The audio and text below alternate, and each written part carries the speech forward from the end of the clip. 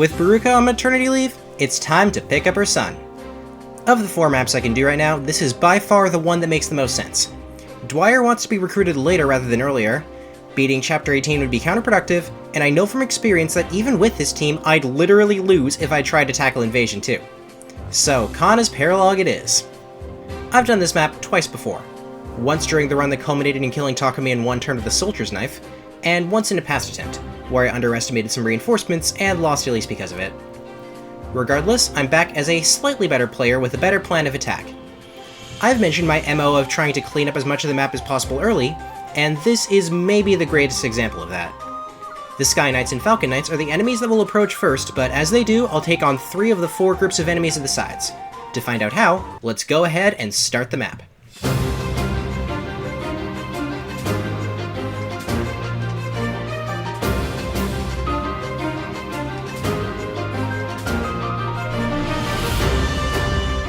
Leo's handling the archers. He and Odin are finally about to get married and give birth to someone I've had my eye on getting since attempt 1.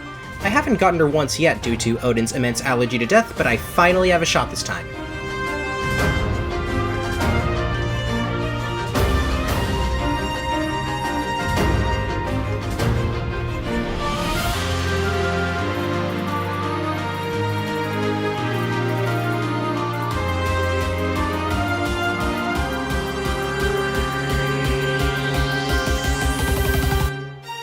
I ran the numbers very carefully on this. I don't remember if I gave Camilla any tonics or if the mess hall bailed me out, but this is an exact kill. Due to this map using Revelation AI, she'll also take out every spear fighter in enemy phase. I always pop a Dragon Vein on the first turn to funnel the Diviners and Archers over the bridges.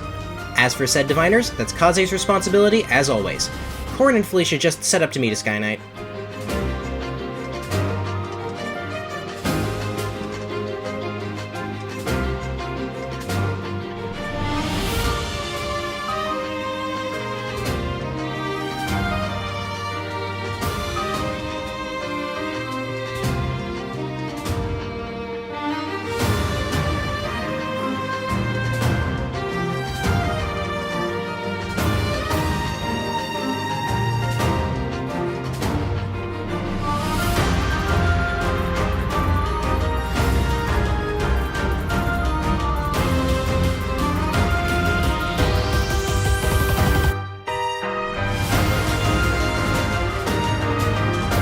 Thanks to that seed of trust that Jacob got me, Leo and Odin reached their A support right before Chapter 17. No, literally, I used it on the prep screen. Assuming they got the full 3 support points in Chapter 17, which I believe they did, that 3rd archer finally put them over the edge. They're now eligible to get married, now for everyone else. I'm playing this map mainly for support ranks, but there is one unit in particular who's racing toward her level 5 promoted skill, Elise. She'll get Savage Blow by the end of the map, and I'll have a lot of fun with 2 flying Savage Blow users alongside Camilla who got it in Percy's Paralogue. Beyond that, the experience distribution will be mostly even.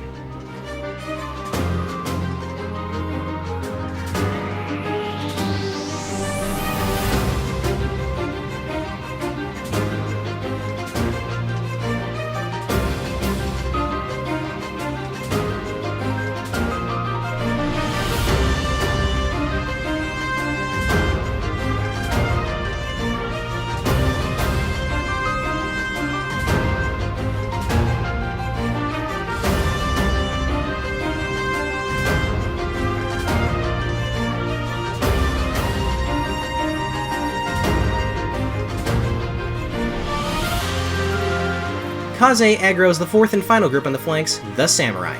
Literally everyone else will wait for the Falcon Knights and then clear them out.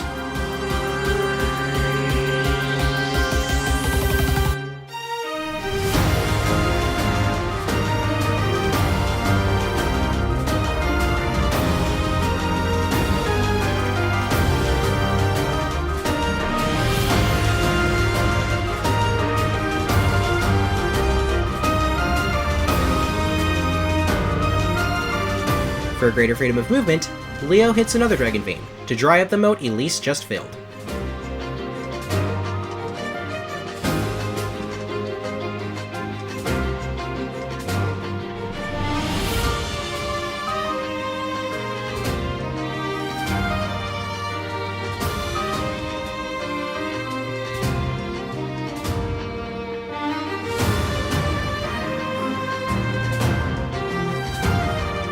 Nothing much to say for this turn, except that I'm really trying to get Felicia's Tomering past E so she can grab one of the 3 Thunder Tomes sitting in the convoy, with one more on the way.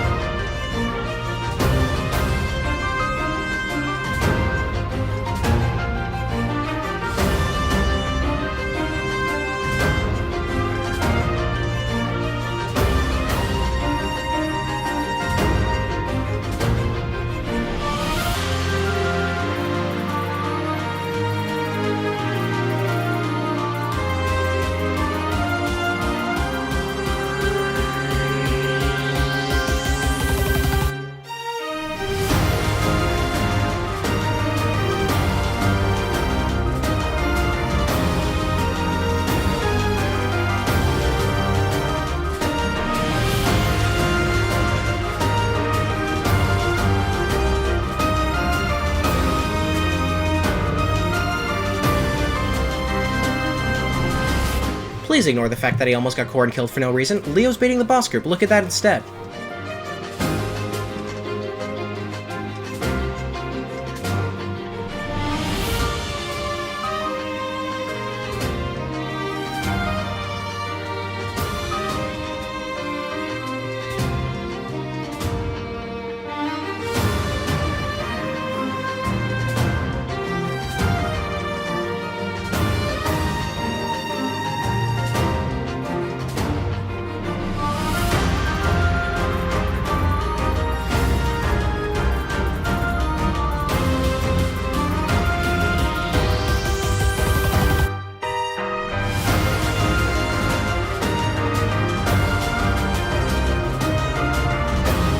Everyone but the boss, who has ridiculously pathetic stats even for a Swordmaster, will be taken out in this player phase.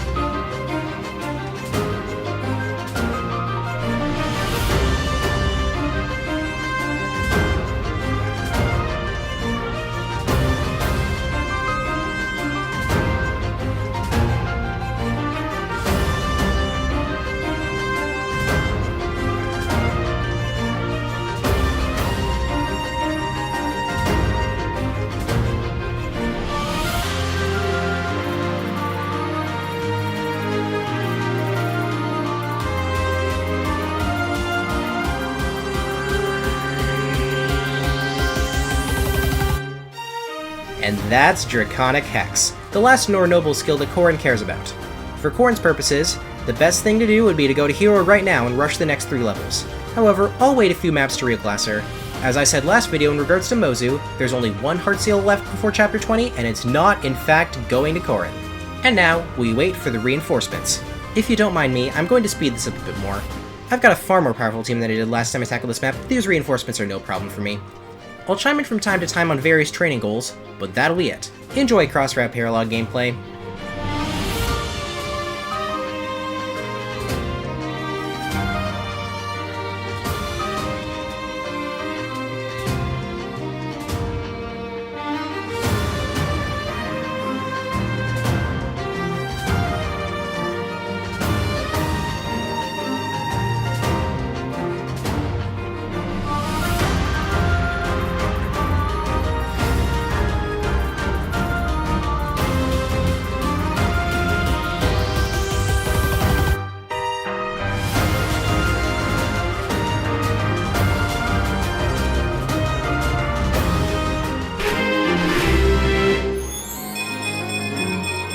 She's just a girl and she...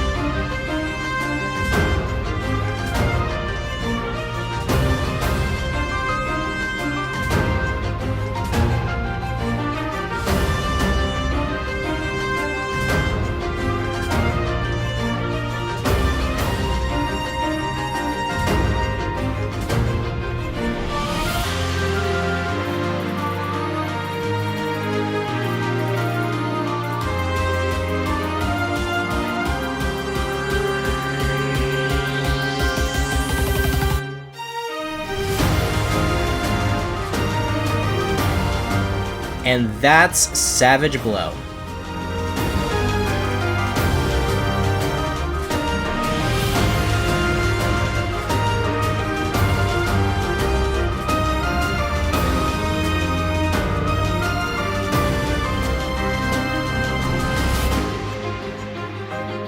Thanks for the help, Kana.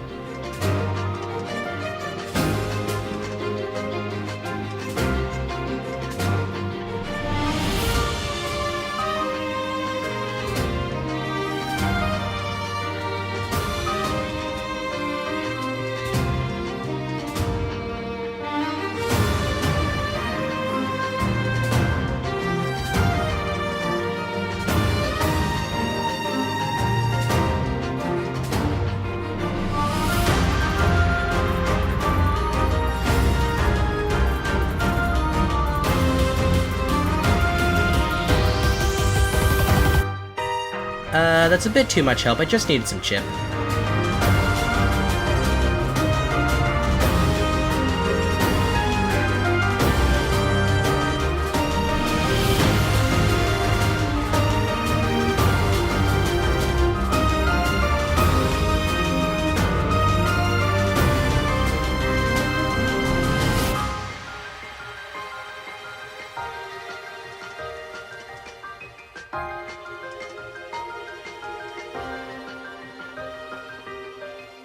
And that's Kana's Paralogue. Korn and Baruka's son himself will have plenty of time to relax on the bench. I'm already forced to rotate my main combat units, and I won't be able to fit Kana into the rotation, especially considering I can't afford to get him airborne with a Heart Seal before Chapter 20. There are better second-generation units to field, such as...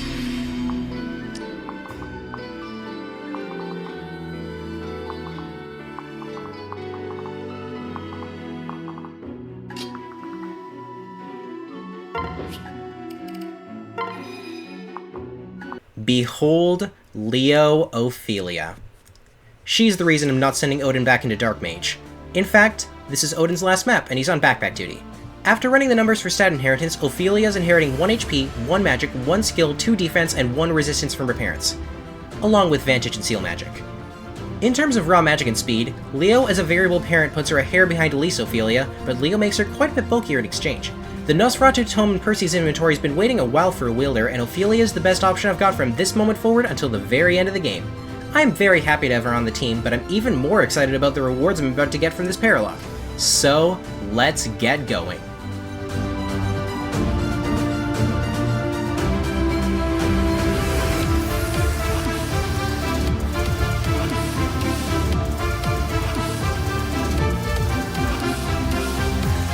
Voice of Peace is easily the best skill Azura can pass down to her kids. Unless you're going for Ophelia's high investment build or want Nosferatu, Dark Knight's almost always the better promotion for her. However, I've already said that I want Nosferatu, which is the biggest reason behind my choice of promotion. With that said, Ophelia is about to show off the biggest downside of Nosferatu not being able to double. We'll see that in a bit.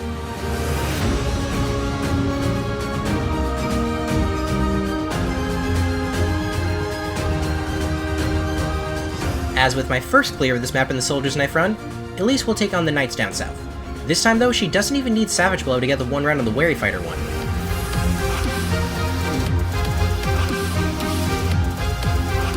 Kaze's job is to engage the Samurai. Leo will follow him in preparation for the Diviners that won't ever attack Kaze.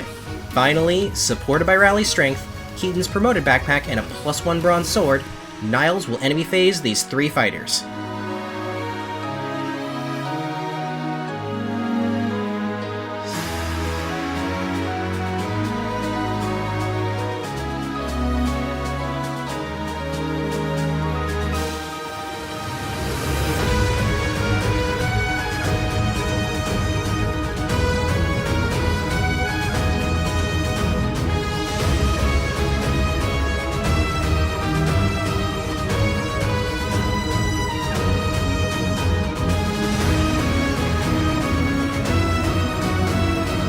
Unlimited Power is a map that heavily punishes slow play in a way not matched by many Conquest maps that aren't endgame.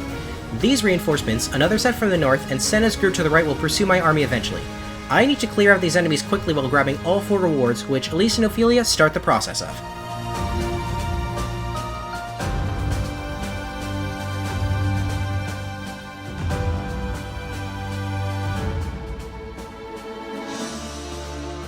Kaze and Leo's job is, of course, to counter mages.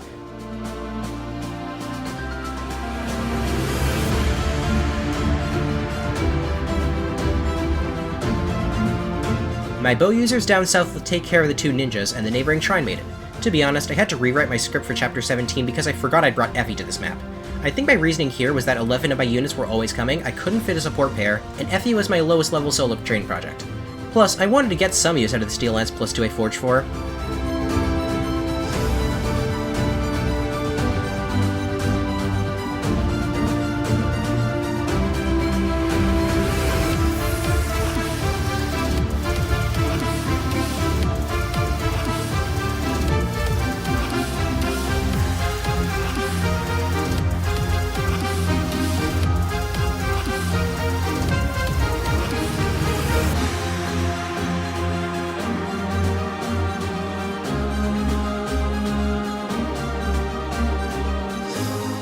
And now, the downside of Nosferatu.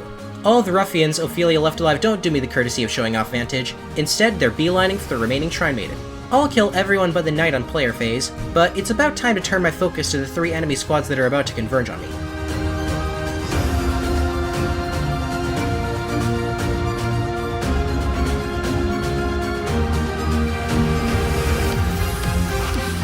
In the meantime though, Kaze wipes out another Diviner and Leo picks up the Spirit Dust.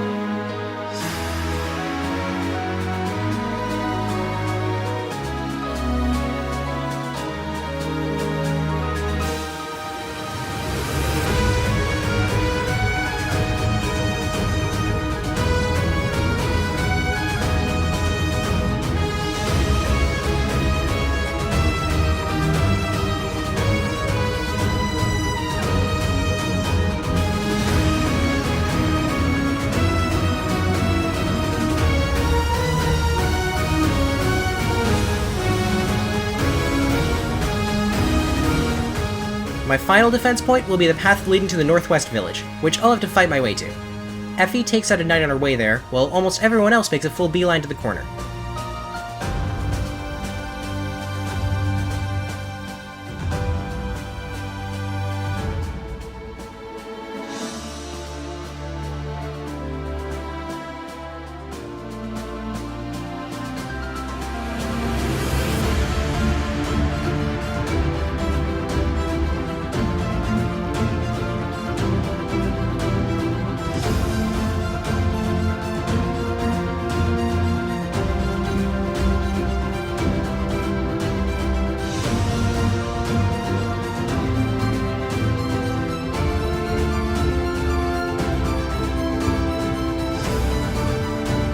Kaze, meanwhile, positions himself to weaken an approaching Mechanist. Okay then, can't complain about that. I'm mainly playing this Paralogue to win. Also, that random diviner just stole Sano's vulnerary.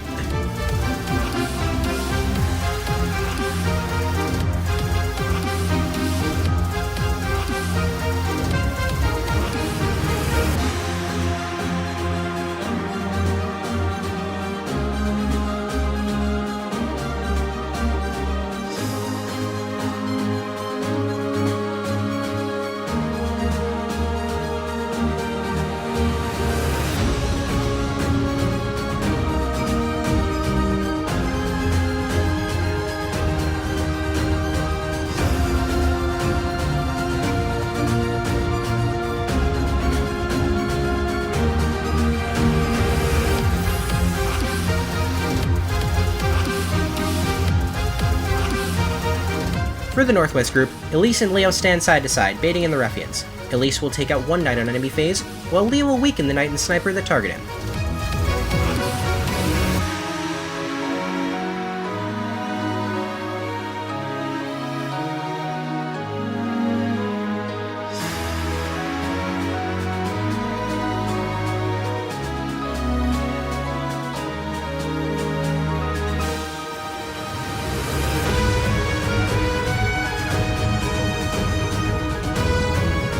Over the next few turns, my main task will be finding ways to break increasingly tough groups of enemies on player phase.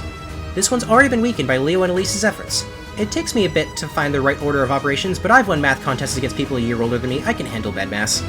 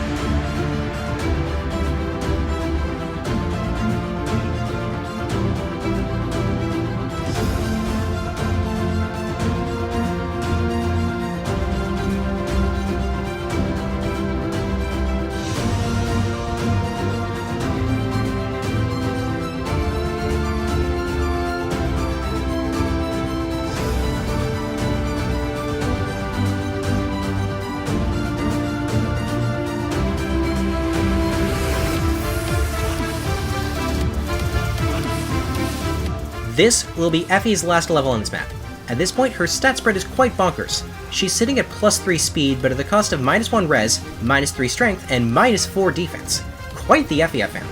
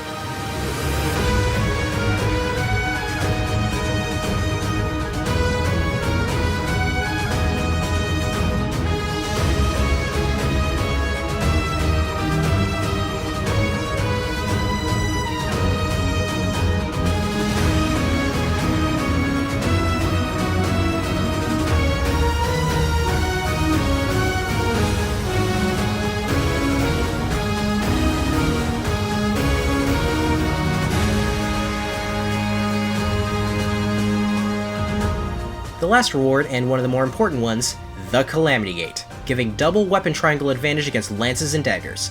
It's not quite as game-breaking as the bulk and speed-boosting Horse Spirit, but it's up there, and I'll certainly put it to good use. In fact, you won't have to wait very long at all until I show it off.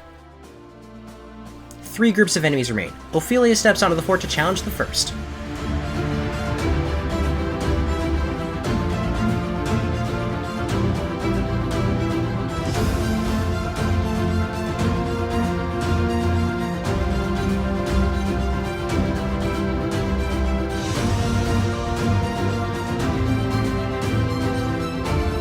The challenge here will be to wipe out this group without exposing my more squishy units. The remaining enemies will start to arrive this turn.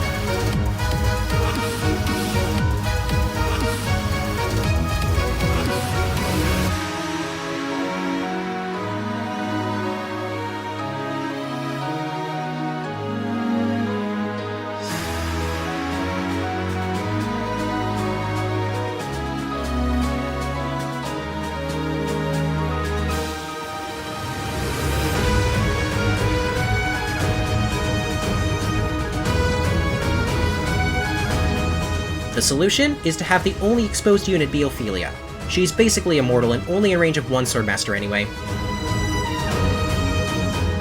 This is the last turn we'll have to take attacks on an enemy face. Ideally, I take out every promoted enemy including Senno and as many spear fighters as possible. Let's see how I did.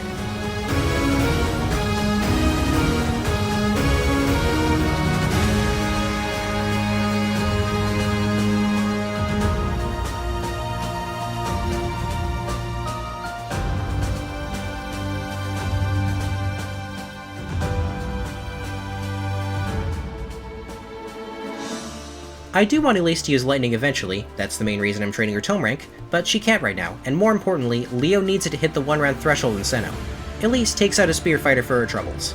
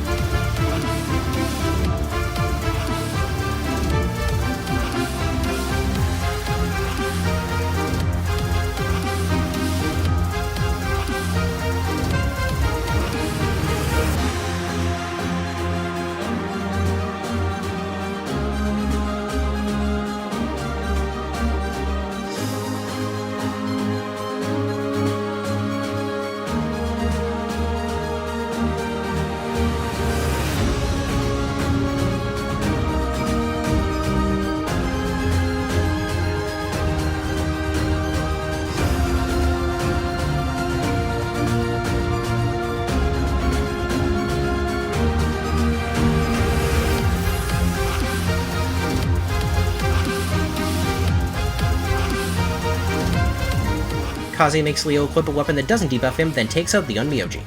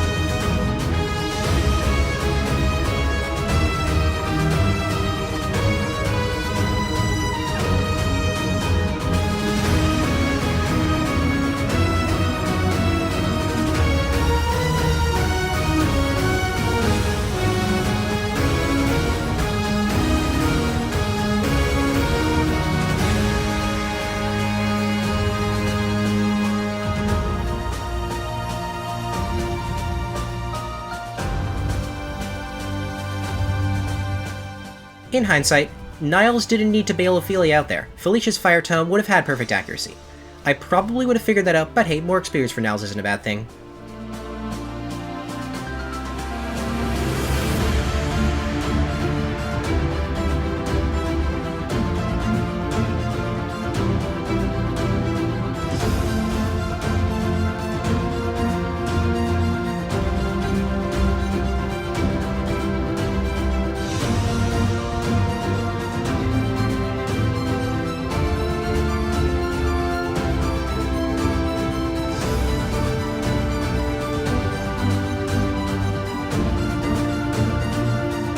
Given how much my front line just weakened the remaining enemies, I don't think it's a shock that I had no problem cleaning up the final wave. While I do that, it's time to announce the retirement of 2 members of the army. I've already mentioned Odin. He's been in the backpack role for a while, and I can't spare a Heart Seal to send him into Sorcerer again. Even a Partner Seal would only make him a Troubadour, and while Butler Odin sounds like a fun idea, this was not the run for it. At the very least, your sword hand isn't hungering anymore. The other retirement is Keaton.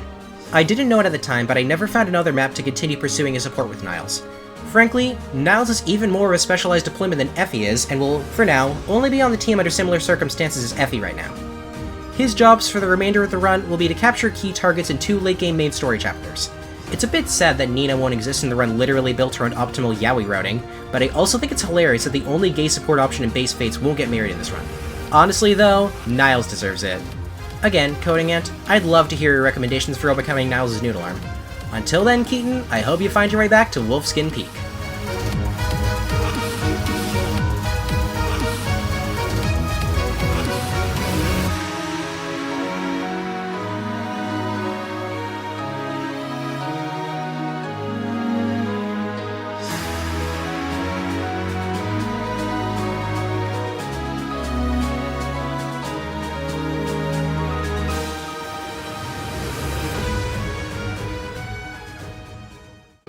The entire point of this Paralogue chain and the seed of trust routing was to play this map before the enemy's promoted.